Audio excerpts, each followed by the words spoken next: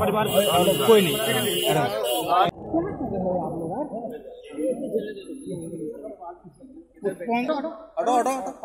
अरे विधायक जी विधायक जी एक मिनट। अरे यार मेरे कहाँ है यार, एक साइड करो ना। एक को हाथ एक तरफ करो यार।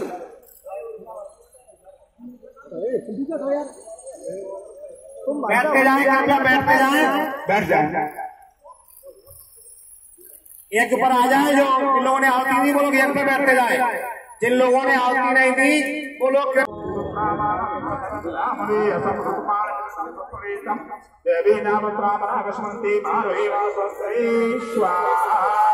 आप लोग थोड़ी आगे बढ़ के बैठो, आप आगे बढ़ के बैठो, आगे देव ना।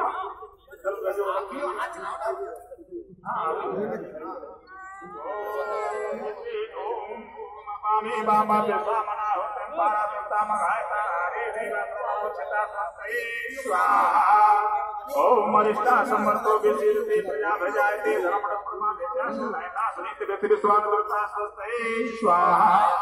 ओम त्र्यंबकमेजामहे सुगंधिं पुष्टिवर्धनम् उर्वारुकमेव वर्धनानि मृत्योर्मुच्यमामृता स्वाहा। ओम भूर्भुवः स्वाहा। आप इस बार प्रवर्तन कर लें, जगह छोड़ दो, जगह छोड़ दो, जगह छोड़ दे, पीछे बढ़ जा, थोड़े से माता मेरे पीछे बढ़ जा। एक मिनट विधायक जी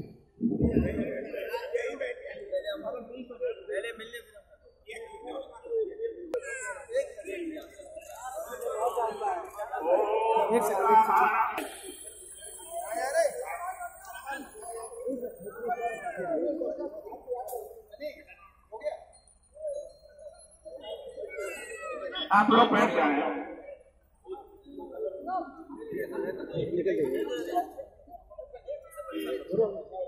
थोड़ा बैठ जाए, इधर आ जाओ आप, पीछे रहिए।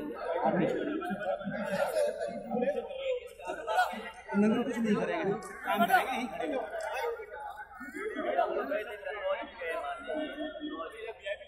उस परिवार में जहाँ आप ही के साथ था, वो भी बस में, अब वो है वहाँ इलाहाबाद भी, वो भी इसी बस में था। उन्नाव भी गया था मैं कल, उन्नाव वाले परिवार आजाद वो लड़का भी। इनकी कितने दिन की नौकरी हो गई थी? आप लोग जगह दे दे, पीछे से जगह दे दे, माइक पर चलने दे, सामने ढाले सामने। अब आप लोग जगह छोड़ दे।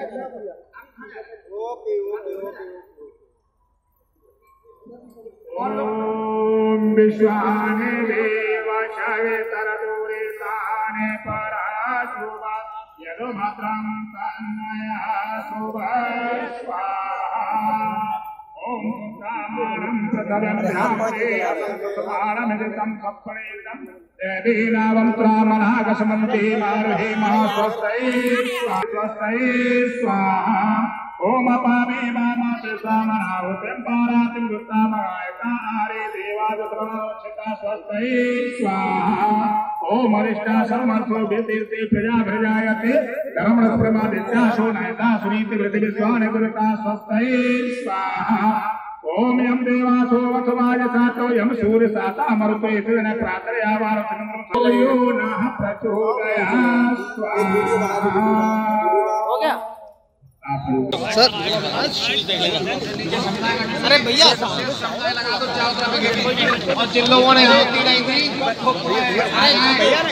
ठीक है। अरे आगे आओ, इसका भी लगा बिल्कुल ठीक है। आईडी थोड़ी नीचे रखो यार। आईडी नीचे कर लो यार भैया। आईडी पीछे हो रही है, पीछे हो जाओ यार।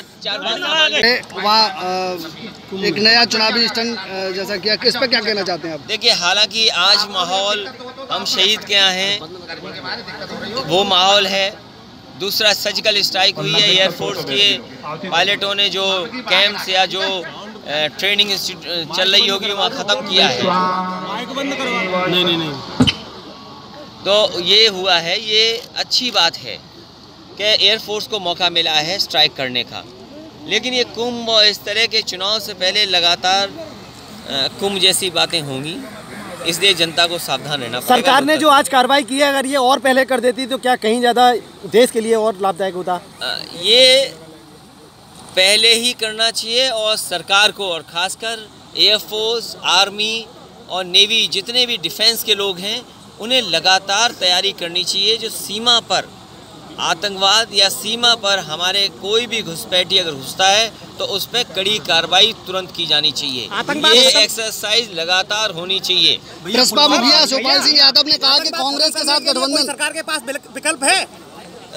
आतंकवाद या आतंकवाद की तरह जो घटनाएं करते हैं या नक्सलवाद, आतंकवाद अलग है, नक्सलवाद अलग है। आतंकवाद को ख़त्म करने के लिए लगातार सरकार के पास स्ट्रेटजी होनी चाहिए, इंटेलिजेंस बहुत मजबूत होनी चाहिए। साथ ही साथ जो उनको फाइनेंशियल मदद करते हैं लोग, फाइनेंसेस कहाँ से पहुँच जाते हैं, आर्म्स कहाँ से पहुँच जाते हैं, एमुनेशन कहाँ से पहुँच जाता है, ट्रेनिंग कौन कराता है, इन पहलुओं पर लगातार काम करना पड़ेगा, तभी जाकर के आतंकवाद ख़त्म होगा। वरना बरसों आतंकवाद चलता है। दुनिया में उदाहरण हैं जिन देशों को इन चीज़ों से सामना करना पड़ता है, सालों साल लग गए हैं आतंकवाद ख़त्म करने में। भैया जी, अब जो है गठबंधन भी हो गया आपका, चुनावी दिन चल रहे हैं, आचार संहिता लगने वाली है। पुलवामा से पहले कई जानकारी ऐसी हैं कि इंटेलिजेंस ने भी सूचना दी थी और कई और सूचना मिली थी, लेकिन सरकार एक्ट नहीं की। सरकार को एक्ट करना चाहिए। इसीलिए मैंने कहा कि लगातार कार्रवाई करने से ही आतंकवाद को रोका जा सकता है, इस तरह के टेररिस्टों को ख़त्म किया जाता है लगातार कार्रवाई से। ये नहीं है कि आपके जब जवान मर जाएं तब आपकी आँख खुले और अटैक करें आप जाकर। समय समय पर जब कभी भी आपको खतरा दिखाई दे, आपकी फोर्स इस तैयार रहनी चाहिए उनको जवाब देने के लिए। कम से कम अब टेररिस्टों को पता लग गया होगा कि भारत की एयरफोर्स और भारत के मिराज विमान कभी भी उन्हें स्ट्राइक कर सकते हैं। मैनपुरी लोकसभा से जनता बड़ा उतावली है कि मैनपुरी से लोकसभा प्रत्याशी कौन होगा? अब गठबंधन भी होगा, आचार संहिता भी लगने वाली है। हालांकि कौन प्रत्याशी होगा इस पे तो सब जानते हैं प्रत्याशी कौन होगा। और समाजवादी पार्टी के नेताजी ने खुद कहा है कि वो मैनपुरी से लड़ना चाहते हैं, क्योंकि मैनपुरी से उनका बहुत गहरा रिश्ता रहा है। मैनपुरी की जनता ने उनका हमेशा सम्मान किया है, इसलिए मैं समझता हूँ नेताजी लड़ेंगे और नेताजी को मैनपुरी की जनता ऐतिहासिक वोटों से जिताएगी। यहाँ की जनता से हमारी इतनी ही अपील है कि देश देखे कि आखिरकार मैनपुरी की जनता ने कितने वोटों से जिताया है। प्रसपा सुप्रीमो ने कहा कि कांग्रेस के साथ गठबंधन हो रहा है, इससे कुछ फर्क पड़ेगा समाजवादी पार्टी पर? देखिए, गठबंधन होंगे, लेकिन सबसे बड़ा गठबंधन तो सपा बसपा का हुआ है। यही गठबंधन जमीन पर भी दिखाई दे रहा है और मैं पत्रकार साथियों से भी कहूँगा कि इस गठबंधन का सहयोग करें। भैया, मैनपुरी के युवा चाहते हैं कि सांसद तेज प्रताप फिर से चुनाव लड़े। देखिए, तेज प्रताप की उम्र बहुत है अभी, और तेज प्रताप का सम्मान और उनका ख्याल रखना काम हमारा है। उन्हें क्या बनाना है, समय आने पर क्या सम्मान देना, ये जिम्मेदारी हमारी है। पब्लिक का कहना है कि अभी तो वो सेपई जाके उनसे मिल लेते, फिर नेताजी से नहीं मिल पाएंगे। और नेताजी के लिए हम मिलेंगे अब। हम भी ऐसा करेंगे। आ रही है आवाज? हाँ ठीक है, पूछिए। सर्जिकल स्ट्राइक में नीचे अरे हाथ हटाओ भाई। ये वही जवान हैं जिसके आज हवन चल रहा है। ये जवान वही है जो कश्मीर में घटना में जिसकी जान चली गई थी, हमले में शहीद हुआ। आज यहाँ पर पूजा और उसका पूरा परिवार शामिल है। परिवार दुखी है, उसमें शामिल होने आया हूँ। और आज ही के दिन सुबह सुबह पता लगा है कि उसको सर्जिकल स्ट्राइक नाम दें या एयरफोर्स की एक पहल जिसमें कि कम से कम पाकिस्तान को सबक सिखाने का काम किया है और सीमा पर जिस तरह से स्ट्राइक किया है एयरफोर्स ने और एयरफोर्स के पायलटों ने, हम उन्हें बधाई देना चाहते हैं एयरफोर्स के पायलटों को जिन्होंने जोखिम भर करके और दुश्मनों को जवाब देने का काम किया है। एयरफोर्स के पायलटों को और एयरफोर्स को जितने भी लोग इसमें रहे होंगे बधाई देना चाहता हूँ। और कम से कम ये अब पाकिस्तान जान गया होगा, आतंकवाद फैलाने वाले लोग जान गए होंगे, आतंकवादी जान गए होंगे कि भारत चुप नहीं रह सकता है। भारत की एयरफोर्स समय आने पर स्ट्राइक भी कर सकती है और उसका एक सबूत आज देखने को मिला है। क्या बस आ जाओ आप यार भैया आतंकवादी के कैंप चल रहे थे, सुनने में ये आया है कि कुछ कैंपों पे अटैक हुआ है और 1000 किलो का लगभग वहाँ पर बम गिराए गए हैं। हमें यकीन है भारत की एयरफोर्स पे भरोसा है कि उन्होंने जहाँ कहीं भी स्ट्राइक किया होगा दुश्मनों के कैंप ख़त्म हो गए होंगे और दुश्मन उसके साथ साथ कुछ हद तक उनकी भी जान गई होगी।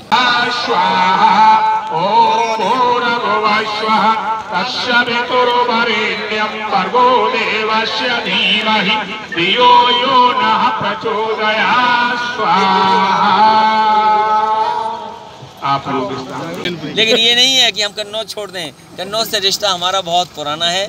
हम उसी जगह रहेंगे जिसने हमें हमेशा जिताया, जहाँ से पहला चुनाव लड़े वहीं से आखिरी चुनाव लड़ेंगे। Thank you. आप लोग थोड़ी आगे बढ़ के बैठ जाओ।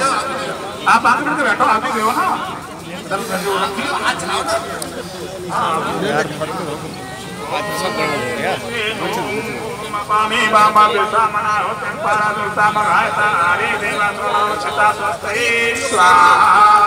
ओम अरिष्टा समर्थो विशीर्ते प्रजा भजायते धर्मण प्रमाण नित्यासुनैता सुनीत वित्ति स्वागता स्वस्ते स्वाहा। ओम त्र्यंबकं यजामहे सुगंधिं पुष्टिवर्धनं उर्वारुकमिव वन्दनान् मृत्योर्मुच्यमामृता स्वाहा। ओम भूर्भुवः स्वः भुवनेभ्यं भर्गो देवस्य धीमहि धियो यो नः प्रचोदयात् स्वाहा। आज हवन चल रहा है। ये जवान वही है जो कश्मीर में घटना में जिसकी जान चली गई थी, हमले में शहीद हुआ। आज यहाँ पर पूजा और उसका पूरा परिवार शामिल है, परिवार दुखी है, उसमें शामिल होने आया हूँ। और आज ही के दिन सुबह सुबह पता लगा है कि उसको सर्जिकल स्ट्राइक नाम दें या एयरफोर्स की एक पहल जिसमें कि कम से कम पाकिस्तान को सबक सिखाने का काम किया है